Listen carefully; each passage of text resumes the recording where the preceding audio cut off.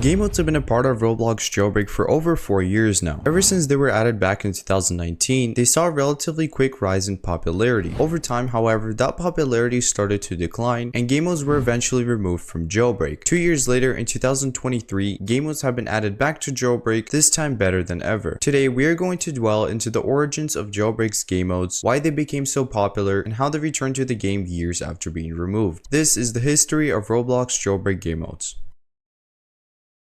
For this, we need to go back to February 5th, 2019. On this day, Jailbreak received the passenger train robbery update. As the name of the update suggests, this update included the brand new passenger train robbery. Alongside other smaller changes and additions, the update also introduced the first ever game mode to Jailbreak, which was Battle Royale. Now, to activate game modes, you would need to make your way to the newly added server control tower, which was located in the middle of Rising City. There, you would be able to activate game modes with the use of a token, which costs 10 Robux each. Alongside game modes, the server control tower also included the option to spawn 10 airdrops around the map for 50 Robux, spawn a cargo train for 25 Robux, or to throw a party for 50 Robux, which was added later on during the Jewel Party update on April 13th, 2019. Anyways, let's now talk about Battle Royale, the first game mode added into Jailbreak. As mentioned earlier, to start a match, it would cost you 1 token. Once purchased, a prompt would come up telling everyone in the server that a Battle Royale match was starting, after which every player in the server would get teleported into the sky at a random location around the map with a parachute. At the same time, multiple stealth jets would fly across the map, dropping airdrop briefcases, which included random weapons and items you could use to kill other players. As the match would continue, a storm would gradually close in to the middle of the map. If you were to stay in the storm, you would start taking damage and eventually die. Speaking of which, players who would die during the Battle Royale match would get teleported and locked inside of the server control tower until the game ended, where the last person alive would be the winner and get rewarded with 5,000 cash. Battle Royale and game modes in general changed the whole aspect of Jailbreak gameplay, which led to many people to really like it, as Jailbreak's main gameplay was starting to get pretty repetitive. At the time, you could only activate game modes in VIP servers, and so many YouTubers, streamers, and other people would play with their friends and fans. Now, despite all of this, there were still some bugs and glitches that Battle Royale had. Perhaps the most game-breaking glitch was where you could drive an ambulance to a remote area of the Jailbreak map, after which you would then get into the back of the ambulance on the stretcher, which as a result would constantly heal you and keep you alive inside of the storm. This obviously wasn't fair for not just those who were trying to play Battle Royale for fun, but also for those who would spend their Robux on a token to start the Battle Royale match in the first place. Eventually, many players also started complaining that the Volt Bike was too overpowered due to its small size and high speeds. This caused the Volt Bike to eventually get banned from Battle Royale, which basically meant that you couldn't use it during matches. Anyways, apart from Battle Royale, the server control tower didn't receive any other new game modes until 4 months later. On June 2nd, 2019, Jailbreak received one of its biggest map expansion updates. The Jailbreak map was extended by 25%, with all new locations and roads. On top of everything else that was added in this update, a new alien infection game mode was introduced. Just like the Battle Royale game mode, you would need to use a token to start the alien infection game mode. When the game would start, the whole map would receive a green atmosphere with a sky that resembled outer space, and players would be teleported to random places around the map. With this game mode, there were 2 teams, the aliens and the humans. The objective of players who spawned in on the alien team would be to infect, or in other words, kill players on the opposing team with the guns that they're given. Humans, on the other hand, would simply have to survive without being killed until the 10-minute timer would run out. Finally, when a team would win, all players on that team would get rewarded with 3,000 cash. Now, for the longest time, you could only play game modes on Jailbreak VIP servers. On July 14th, 2019, however, you could start playing game modes on public servers. The way it would work was when someone used a token to start a game mode, a prompt would come up on everyone's screens where they could vote if they wanted to play the game mode or not. If enough votes were submitted, the game mode would start. If enough votes weren't submitted, on the other hand, the game mode wouldn't start, and the player who initially started the vote would get their token back. Anyways, nearly 7 months later, on February 1st, 2020, Jailbreak received its last new game mode called the Jet Ski Racing Game Mode, which was added as a part of the HD/Jet Ski Racing update. Just like all the other game modes, a player would need to use a token to initiate it. As the name of this game mode suggests, players would race each other on a water course around the map with jet skis, and the player who would finish the race first would get rewarded with 5,000 cash. Now, as fun and game changing as all these game modes were in Jailbreak, it wasn't long until they slowly started becoming more lackluster due to their lack of updates. Over time, with the developers not updating and adding new game modes, they started becoming repetitive and boring. On top of that, bugs and glitches started appearing, which would ruin the overall overall gameplay. Finally, on August 31st, 2021, Gamemodes got completely removed from Jailbreak. When asked why they got removed on Twitter, Asimo replied stating, quote unquote, "They just became too buggy and were only really used in a few VIP servers." Asimo then posted another tweet shortly afterwards where he included a picture of the new, slightly revamped server control tower and stated, quote unquote, "Goodbye old friend. Hopefully we can revisit you sometime in the future." This tweet led many people to believe that Gamemodes would eventually return to Jailbreak in the near future. However, nearly 2 years later, there had been little to no words from the Jailbreak developers that Gamemodes will be returning anytime soon.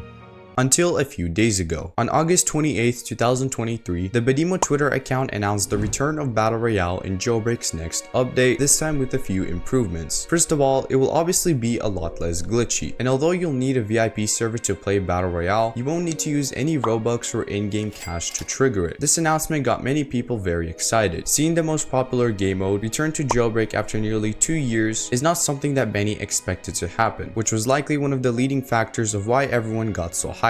But Battle Royale is only one of the 3 game modes that Jailbreak had in the past. Will we ever see the return of Alien Invasion and jet ski racing? Or perhaps maybe even new game modes that we've never seen before in the past? We'll just have to wait and see. Anyways, thank you so much for watching. If you enjoyed this video, then be sure to leave a like and subscribe if you haven't already, as it helps me out a lot. Also, be sure to let me know what other kinds of video topics you would like to see me cover in future videos in the comments section below. But anyways, until next time, take care.